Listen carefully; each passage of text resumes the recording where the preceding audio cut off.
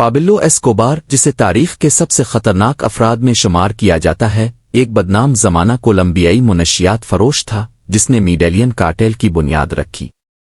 اس کی کہانی طاقت، تشدد اور بدعنوانی کا ایک ایسا ملاپ ہے جس نے 1980 اور 1990 کی دہائیوں میں کولمبیا کو ہلا کر رکھ دیا۔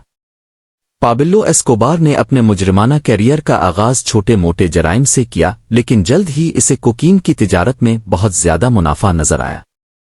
1970 کی دہائی کے آخر تک اس نے میڈیلین کارٹیل قائم کر لیا جو عالمی کوکین تجارت پر حاوی تھا۔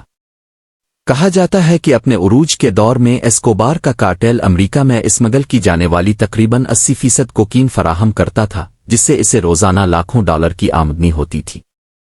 ایسکوبار نہ صرف اپنی دولت کے لیے بلکہ اپنی بے رحمی کے لیے بھی مشہور تھا۔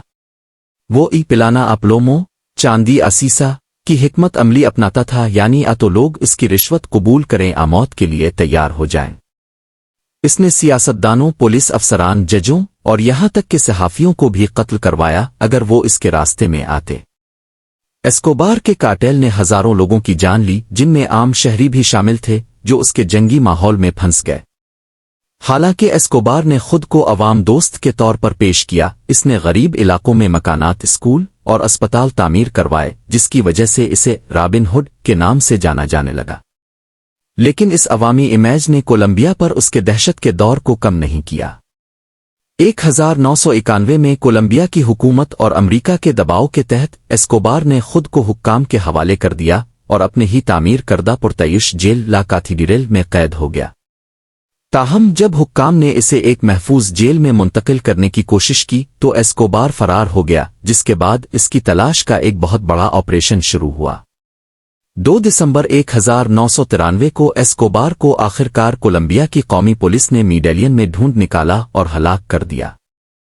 اس کی موت میڈیلین کارٹیل کے اختتام کی شروعات تھی، لیکن اس کے پیچھے چھوڑا ہوا تشدد اور بدعنوانی کا اثر کئی سالوں تک کولمبیا کو متاثر کرتا رہا۔ پابلو ایسکوبار آج بھی جدید تاریخ کے سب سے خطرناک اور اثر و رسوخ رکھنے والے مجرموں میں شمار ہوتا ہے، ایک ایسا شخص جس کی زندگی طاقت، دولت اور بے رحمی کی انتہیوں سے بھرپور